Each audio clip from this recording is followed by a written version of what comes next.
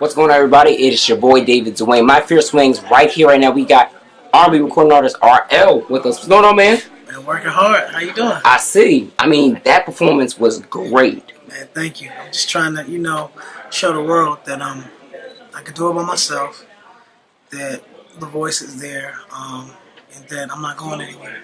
Absolutely. And I'm really surprised that you remember me. Like, we were kind of talking about that briefly. Yeah. And the last interview we talked about, you did some writing with Mindless Behavior for their project and stuff like that. So you got to kind of catch me up. Like, how has you working on your new project been since that time? I've been really selfish with it in a sense of I've just been like really honing my skills, trying to make sure that the records are perfect. I got to play some of the records earlier, and I love the reaction because a lot of times cats get in that mode of trying to do what's quote unquote popular right now. Right. But when I can play you some new music and you're like, wait a minute, I haven't heard anything like this, or this is what I'm talking about, this is what we need.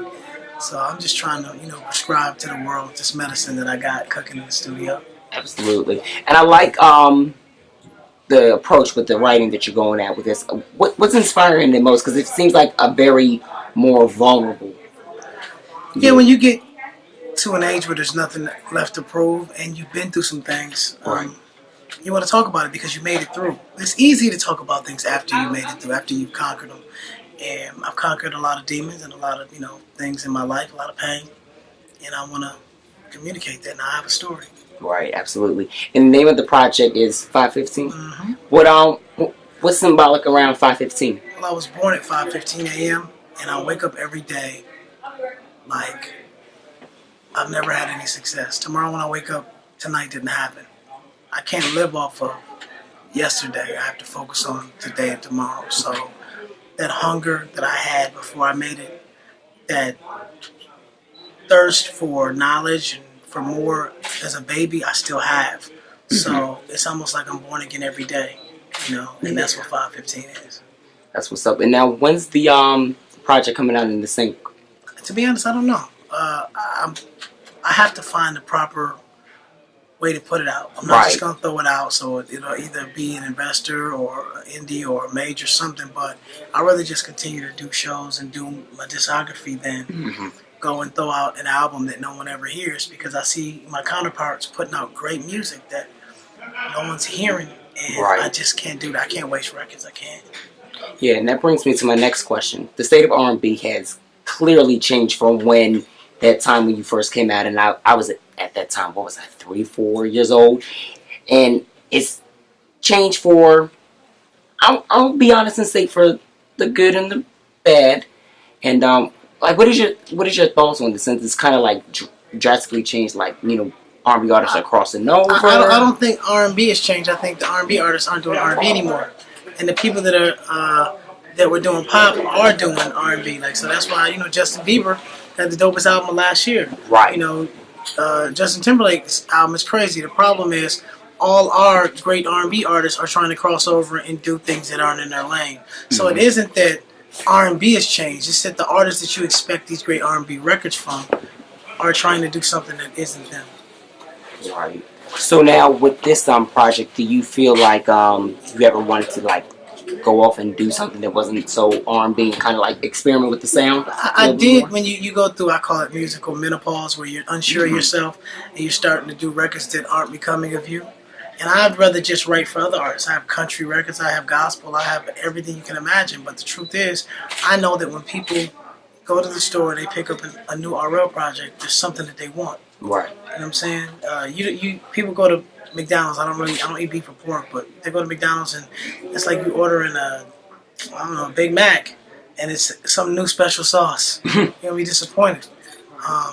You go somewhere to get what you're used to and what you want, and when you go buy an RL project, I want you to be able to be confident that it's what you expect with a twist. Right. And I think when you put out your music, even when it's just small singles and stuff like that, people are always on wow, this is what we expected. It's never any disappointment. I listen and I'll be like, this is phenomenal. But the problem is that that's what everybody's saying, but then there's people at these labels that aren't willing to take a chance, not realizing that there's a fan base of at least 500,000 people that's gonna buy it that Mm-hmm. supported and been waiting for it. So the truth is, yeah, I could put out a record on the internet and people are loving it, like this is what we need. But there's somebody in an office that hears it but isn't listening to the consumer's needs and wants. So I'll just continue to sing my ass off every night and be consistent and continue honing my craft and working on great records till the opportunity finally comes. Definitely. And last question, you mentioned songwriting. Are there any placements that you know that you've got that are coming up? I've been selfish ever since I finished with the Mindless Behavior project. Which was I've been crazy. thank you. I just been really working on my own stuff because it has to be perfect. And with so many doubters, it fuels me where I think that, well, I know that the music has to be right, and I'm confident that it is. So I've been so busy and engulfed in making sure that it's undeniable that I haven't even come up for air to be able to help anybody else. Yeah. You got to be that way, and I appreciate you for being selfish and wanting to just focus on your artistry, Appreciate it. and because that's what people respect nowadays, for that artist to say, you know what, let me do me. Well, before I go, let me say this. I know we're rushing out of here and everything. It's been a long night, but a lot of artists don't appreciate this forum to be able to talk about their music and their life. But you taking the time to come support me and to even care to turn on your camera to hear what I have to say, I appreciate it. You were surprised that I remembered you and remembered the conversation. I remember where we at when we talked. But when you've been in this industry as long as I have and you understand what this industry is about, it's an ecosystem. And, I might be the one on TV and, people are seeing me, these are my records. But there are people like you that are really making my world evolve. And people don't realize that. So I just want to thank you, Dave. You know what I'm saying? Oh, no doubt. Anytime. You always have my support, and I'm ready for the new projects and anything that you have. Let's keep in contact like we do on Twitter. Most definitely. I appreciate it. No doubt. So, I'll tell everybody where they can follow you on Twitter and everything else. On Twitter and Instagram, it's JustRL, JUSTRL. Follow me. Holler at me. Peace.